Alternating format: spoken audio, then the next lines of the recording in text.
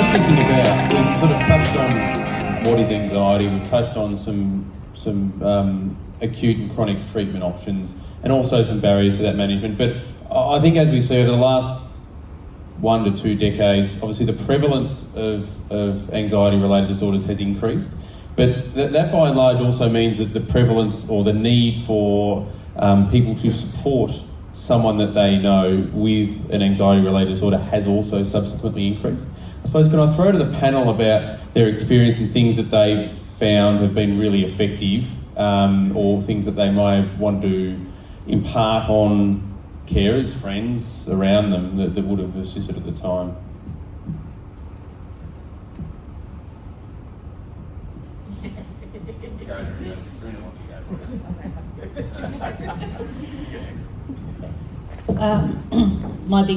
The biggest help that I found along the road was, and I know we've talked about not getting the right, not being able to get into GPs or anything, but when I finally did get into my GP, he has been a wonderful support straight away. The mental health plan was an excellent advice, and then I went through, everyone says it'd be great, the psychologist to speak to, but I went through 3 until I found the right one who I could identify with, because not everyone that you come across is the right one. You need to find that one that you can identify with and that you can work through with. And even when you've finished a mental health plan, they says, oh, there's your 12 times you visit. I always found that even once every 3 months, even though I'm better, once every 3 months or 6 months, I still touch into that psychologist. Those continuing, I'm found now moving away from the doctors, the psychologists, is me sitting here today. Sharing it, getting rid of my stigma, getting rid of it, being able to openly sit here and speak in front of people, where I would have once thought that was a sign of weakness. Just from the school point of view, I suppose strategies that we offer the kids, I suppose we have to keep reminding them that something might work one day and not work the next, and that's okay. And it's things like they say, have a cold shower. Well, you clearly cannot do that at school. Like, go for a walk. Well, you're not allowed to do that at school because it's OH&S. So it's things like reminding them to get a drink of cold water.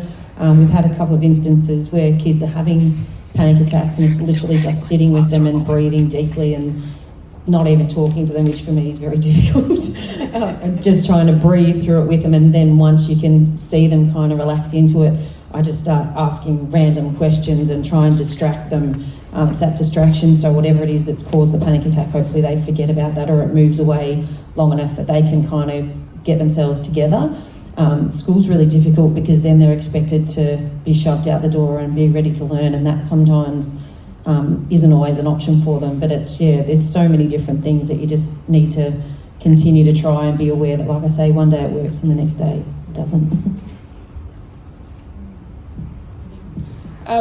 Fortunately, when I was younger, I was able to see a psychologist, and like you said, they don't always work the first time. Sometimes you have to find someone who you gel with and who you feel like is totally understanding of you and appreciates your time, they're giving you the time of day to work this out. I think the last psychologist I saw, he was in Bendigo. And, he was just so straightforward about everything.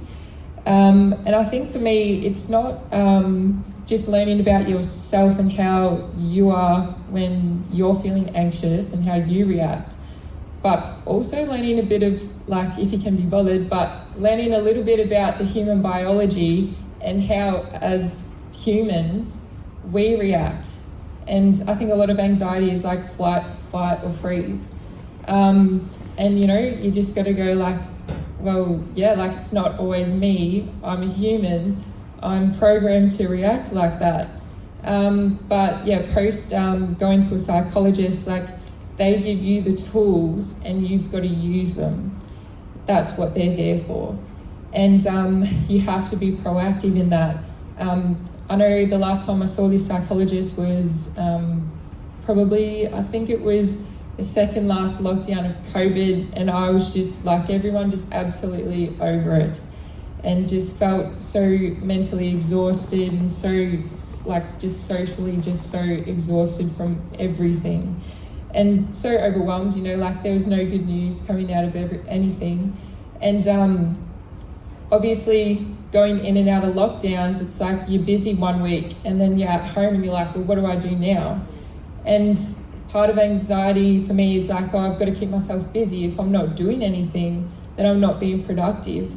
And he was like, oh, well, you know, if you're always doing something, you're allowed to have a day where you're not doing anything.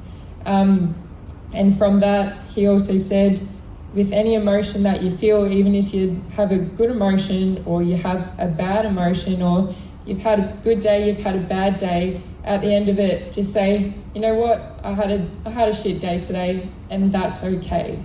You've got to talk nicely to yourself, and no matter what it is, it's just now it's programmed in my head, I just automatically say it.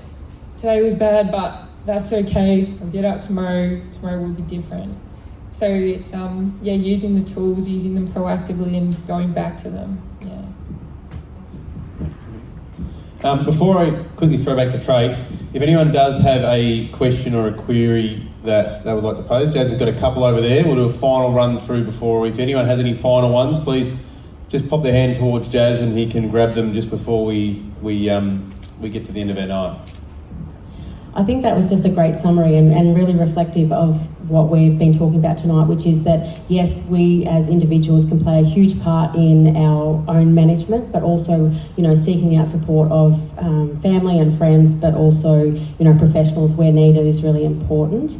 And I just really love that idea of compassion. I think that if I was to talk about what you can do to support someone you know going through anxiety, I would say please have compassion and recognise that language is incredibly important. The way that we talk about people's struggles is really crucial. So, you know, you do hear a lot of suck it up or take a spoonful of concrete or all sorts of really harmful ways of talking about people's experience. And so having compassion to say, what might that be like? You know, if this is an attempt to reach out, you've probably just blocked it by using those words. So using kind language and then allowing that person to find kindness for themselves, to be able to practice self-kindness is really hugely beneficial.